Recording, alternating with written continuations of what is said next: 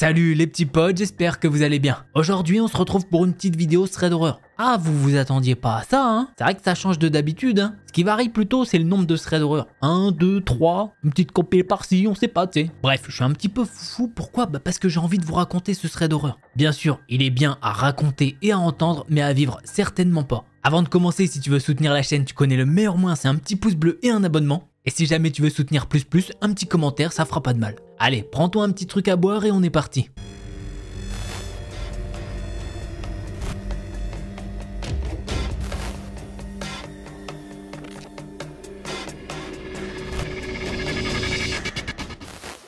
L'histoire que je vais vous raconter aujourd'hui, c'est celle de Cathy. Cathy, c'est une jeune fille qui est encore au lycée. Elle est ce qu'on pourrait appeler en France en terminale. Bien sûr, vous connaissez à connaître, tout ça, ça se passe aux États-Unis. Et quand ça se passe là-bas, généralement, il se passe des trucs de fou.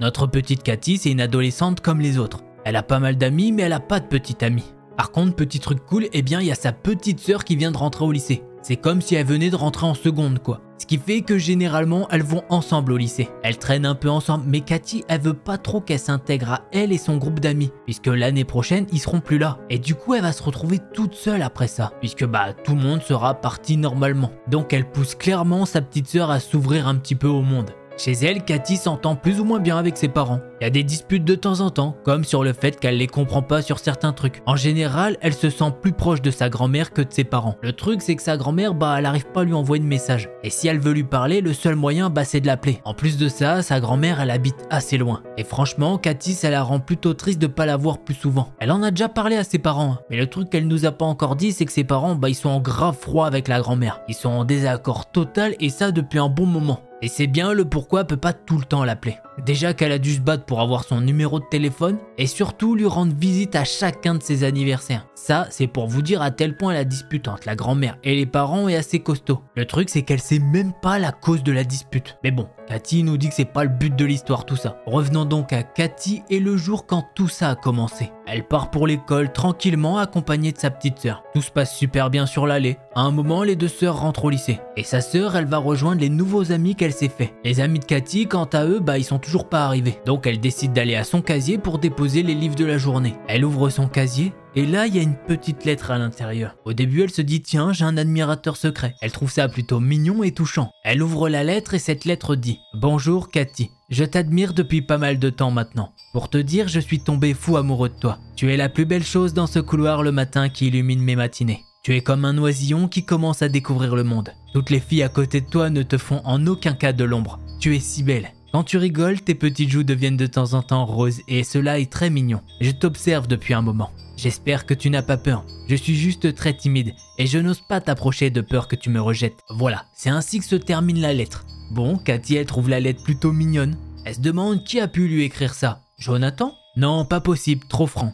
William? Non, il a déjà une copine. Edouard? Ouais, peut-être bien. Après, elle pense pas du tout que c'est le genre de personne qui écrirait des lettres. Bref, Cathy elle met la lettre dans son sac et elle part rejoindre ses amis. À vrai dire, la journée se passe plutôt bien, elle repense même pas à ce qu'elle a reçu. Quelques jours vont passer et rebelote. Elle ouvre son casier et elle retrouve de nouveau une lettre. Cathy, je ne pense plus qu'à toi depuis que j'ai écrit cette lettre. Est-ce qu'elle t'a plu? Étais-tu heureuse quand tu l'as découverte? Est-ce que cela t'a effrayé? Étais-tu accompagnée de tes amis? Peut-être ta sœur? Est-ce que t'en as parlé à tes amis? Que fais-tu de tes journées? Penses-tu encore à la lettre que je t'ai écrite? J'ai tant de questions que je n'arrive pas à penser à autre chose que toi. D'ailleurs, j'adore le nouveau gel douche que tu as acheté, car quand tu passes à côté de moi, je le sens. Et c'est comme si tu étais toute la journée à côté de moi. De temps en temps, tu me regardes, et cela me réchauffe le cœur. De temps en temps, tu me souris. Je te souris en retour et tu continues ton chemin. J'avoue que te voir parler avec d'autres hommes ne m'enchante pas du tout. Surtout quand tu souris à d'autres. Mais je fais avec, jusqu'à ce que j'arrive à te parler. Et voilà, c'est comme ça que se termine cette seconde lettre. Bon, là, dans cette lettre, il y a quand même pas mal de choses qui dérangent Cathy. Bon, en premier lieu, elle n'arrive pas à identifier les personnes à qui elle sourit. Vu qu'au lycée, elle sourit un petit peu à tout le monde. Après, les dernières phrases qui ont été écrites par cette personne lui font peur. Mais bon, elle décide d'en parler à personne car elle pense que c'est peut-être une blague de quelqu'un. Et elle se dit que ces lettres vont peut-être se calmer. Bref, la journée passe et ouais, effectivement, elle a oublié de nous préciser un petit truc. Dans pas longtemps, il y a un bal dans son lycée. Et elle a toujours pas de cavalier. Mais Edward, pendant le midi, il a décidé de l'inviter et il a fait ça devant tout le monde. Et là, c'est avec plaisir qu'elle a répondu oui. Donc dans sa tête, Cathy elle se dit que ces lettres étaient sûrement de Edouard et qu'il a enfin pris le courage de lui demander. Du coup elle l'interroge sur ces 2 lettres mais apparemment il sait pas de quoi elle parle. Elle en déduit donc que c'est quelqu'un qui lui fait une farce. Les jours passent et il reste maintenant 10 jours avant le bal. Elle a pas reçu de petites lettres depuis un moment. Donc à force elle a carrément oublié cette histoire et elle est passée à autre chose. Surtout qu'en plus de ça, elle doit préparer sa robe, son maquillage, sa coiffure, enfin bref, elle est pas mal occupée. Mais cette matinée-là, quand elle ouvre son casier, eh bien elle trouve de nouveau une lettre. Et cette lettre, comment vous dire, bon, je vais pas vous spoil, elle est beaucoup plus sombre. Cathy, je ne sais pas à quel point aborder en premier lieu avec toi. Tu m'as rendu vraiment très triste. Depuis tout ce temps, je n'ai pratiquement pas dormi de la nuit. Tu m'obsèdes jour et nuit, du matin au soir. Quand je te vois sourire à ce garçon qui t'a invité au bal, ça me met dans une rage folle. J'ai tellement envie de lui péter la gueule. J'espère qu'il ne te souillera pas avec ses mains répugnantes. Je t'ai vu en premier, donc tu m'appartiens. Tu n'as pas le droit d'y aller avec lui. Surtout que c'est la dernière année où tu seras là. Je veux profiter un maximum de toi. Non, attends, je te veux pour moi. Oui, je veux créer des souvenirs avec toi. Je ne veux pas que tu crées de vieux souvenirs avec cette vieille merde. Tu vas immédiatement arrêter de lui parler d'ailleurs. Oui, je pense que c'est le mieux pour nous deux. Comme ça, moi, je serai gentil. Et rien de grave ne se passera. Comme ça, je ne vais pas vriller et je resterai dans l'ombre pour l'éternité. D'ailleurs, si tu parles de cette lettre à quelqu'un, je crois que tu as une petite sœur plus jeune que toi. Elle est pas mal non plus. Cette lettre se finit comme ça et quand elle a fini de la lire, elle est totalement terrifiée. Est-ce que quelqu'un essaye de l'effrayer car elle va au bal avec Edouard? Puisque oui, le petit Edouard, il a quand même du charme auprès de la gente féminine. Est-ce qu'il y a carrément un malade qui est amoureux d'elle? Et de plus, maintenant, elle se dit que ce petit fils de il menace de s'en prendre à sa petite sœur si elle dévoile l'existence de ces lettres. Autant vous dire que cette journée-là pour Cathy, c'est pas la meilleure. Edouard, il essaye de lui remonter le moral comme il peut. Et plus le bal se rapproche, plus elle a des sentiments pour lui. C'est vrai qu'Edouard, c'est quelqu'un d'extraordinaire. Elle nous avoue qu'à ce moment-là, elle a qu'une chose en tête, c'est se mettre en couple avec lui. Maintenant, les jours passent et il ne reste que 4 jours avant le bal. Entre-temps, Cathy et Edouard se sont enfin mis ensemble. Bon, comment éviter l'inévitable, pas vrai? Cathy, elle est aux anges et elle a parlé de ses lettres à personne. Juste les 2 premières à Edouard et c'est tout. Sauf qu'il faut dire ce qui est, ça la tracasse quand même un petit peu. Elle aurait bien aimé vouloir en parler avec sa grand-mère. Mais ses parents, ils lui ont dit de surtout pas téléphoner à sa grand-mère. Du coup, Cathy, elle essaye d'appeler un petit peu la nuit. Mais malheureusement, sa grand-mère ne répond pas. Bref, cette matinée-là, Cathy, elle fait comme d'habitude, elle va voir dans son casier.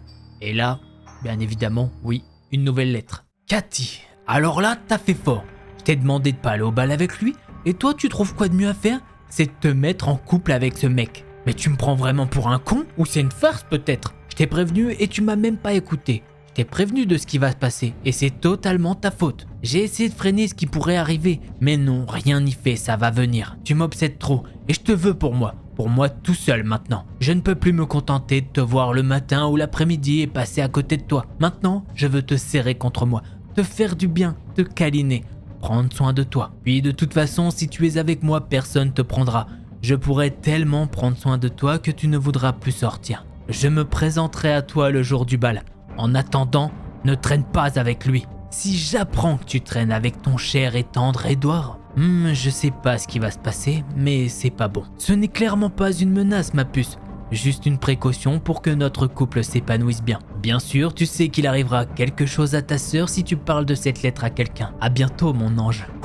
Là, je peux vous dire qu'en lisant cette lettre, eh bien, Cathy, elle est vraiment pas bien. À tel point qu'elle a décidé de quitter le lycée pour retourner chez elle. Là, elle doit absolument réfléchir à ce qu'elle doit faire. Clairement, elle sait pas qu'est-ce qu'elle doit faire. Est-ce qu'elle doit en parler à ses parents? Elle sait pas ce que eux non plus vont faire. Elle a peur de leur réaction. En parler à sa sœur? N'en parlons même pas, elle va flipper plus qu'autre chose. En parler avec ses amis? Ouais, c'est une option. Mais elle a peur que ses amis ils en parlent trop et que ça commence à se propager dans le lycée. Pendant tout ce temps, chez elle, elle réfléchit encore et encore. Et elle a donc trouvé une seule solution. C'est de prévenir Edouard. Bah oui, c'est lui qui va l'accompagner au bal. Elle se dit que comme ça, s'il lui arrive quelque chose, eh bah il sera là. Pendant qu'elle lui raconte tout ça au téléphone, il essaie de la convaincre d'en parler à sa famille. Mais elle ne veut clairement pas. Donc il décide de lui dire qu'elle n'a pas à s'inquiéter et qu'il sera là tout le long de la fête. Bref, le soir du bal arrive et Edward vient chercher Cathy devant chez elle. Et franchement, tout se passe bien. Les deux, ils sont aux anges, sachant qu'elle n'a pas reçu de lettre horrible depuis l'autre matin. Les deux amoureux sont au bal, ils dansent, ils discutent, ils mangent, ils boivent. Bref, c'est vraiment une belle soirée. Y a pas un taré à l'horizon, elle se sent en sécurité. À un moment, Cathy a envie d'aller aux toilettes, donc elle prévient Edward qu'elle part aux toilettes. Il lui dit qu'il va l'accompagner.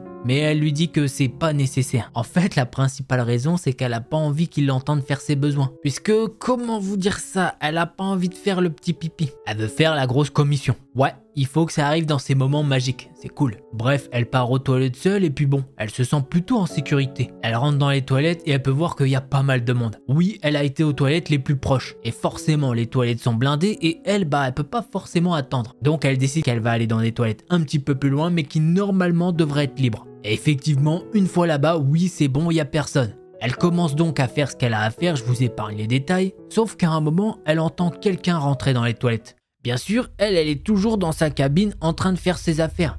Elle se dit donc qu'il y a une des filles qui a eu la même idée qu'elle, c'est-à-dire prendre des toilettes un petit peu plus éloignées. Mais ça la stresse un petit peu, du coup elle décide de finir vite. Sauf que d'un coup, il y a la lumière qui s'éteint. Il y a quelqu'un dans les toilettes avec elle. Et en plus de ça, il n'y a plus de lumière. Donc elle se met à crier. « Tu peux rallumer les lumières s'il te plaît ?» Il n'y a personne qui lui répond. Et pourtant, elle sait qu'il y a bien quelqu'un qui est rentré dans les toilettes. Tant pis, elle décide de prendre son téléphone pour s'éclairer. Bref, elle a fini et elle s'apprête à sortir de sa cabine. Quand d'un coup, il y a quelque chose qui attire son attention. Et elle se met littéralement à pousser un cri d'horreur. Et on peut la comprendre étant donné qu'il y a une tête penchée en dessous de sa cabine. C'est un mec avec un sourire de fou et des gros yeux. Cathy lui dit de dégager et qu'il est complètement malade. Sauf que le gars va pas s'arrêter là.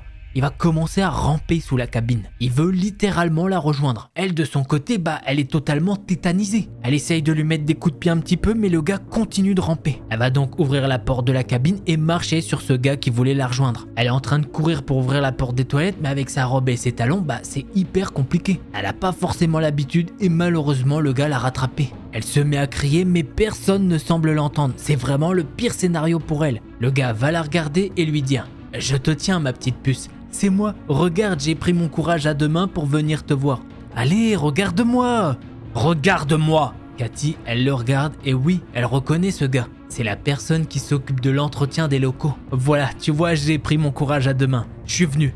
Maintenant, tu vas partir avec moi. Cathy, elle lui crie dessus en lui disant que non, elle ira nulle part avec lui. Là, l'expression sur le visage de ce gars va littéralement changer.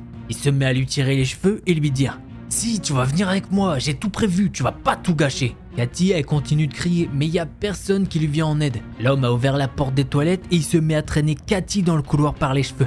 Ça lui fait un mal de chien et sur le chemin, le gars lui dit qu'il va l'emmener dans sa voiture. De son côté, elle essaye de s'agripper à un petit peu tout et n'importe quoi. Elle hurle. Elle hurle tellement que le gars lui dit de la fermer. Mais heureusement, Cathy ne le fait pas, elle continue de crier. Et ça, malheureusement, ça lui plaît pas. Il va donc lui mettre une énorme gifle dans la tête. Et comme si ça suffisait pas, il va lui mettre une deuxième gifle qui va cogner le visage de Cathy contre le sol. Là, elle est à moitié sonnée et malheureusement, il va lui en remettre une. Ça, c'est pour m'avoir pris pour un con les dernières semaines. C'est les derniers mots qu'elle a pu entendre de ce gars étant donné qu'elle s'est évanouie. Quelque temps après, elle s'est réveillée sur un brancard dans un hôpital. Forcément, elle est un petit peu shootée et il y a un mec qui lui demande quelque chose. Mais bon, elle va apprendre une partie de l'histoire quelques temps après. Edward, il trouvait qu'elle mettait pas mal de temps et il commençait à s'inquiéter. Il s'est donc mis à sa recherche. Tout naturellement, il est parti aux toilettes les plus proches. Il a demandé aux filles si elles avaient pas vu Cathy. Et justement, il y a une des filles qui lui a dit que Cathy, elle était sûrement partie à d'autres toilettes, étant donné qu'ici, c'était blindé. Il a donc recherché dans les couloirs du lycée quand à un moment, il a pu voir quelqu'un qui était tiré par les cheveux. Il s'est donc rapproché rapidement et là, il a pu voir que c'était Cathy qui était littéralement tirée par les cheveux. Il a directement pensé au pire étant donné qu'elle ne se débattait même pas. En plus de ça, il y avait pas mal de sang qui coulait de sa tête. Lui, dans son cerveau, il lui en fallait pas plus. Il a foncé en direction de cet homme et l'homme, voyant ça, a directement lâché Cathy. Et il a lâchement pris la fuite. Sauf que Edward, il a pu reconnaître cet homme. Il le voit quasiment tous les jours au lycée. Il a directement prévenu le 911. Je vous passe un petit peu les détails, mais le directeur étant sur place, il a donné toutes les informations à la police. C'est-à-dire l'adresse de ce gars et une équipe a été envoyée là-bas. Et devinez quoi, ce monsieur était prêt à partir quelque part. Sauf que la police a fait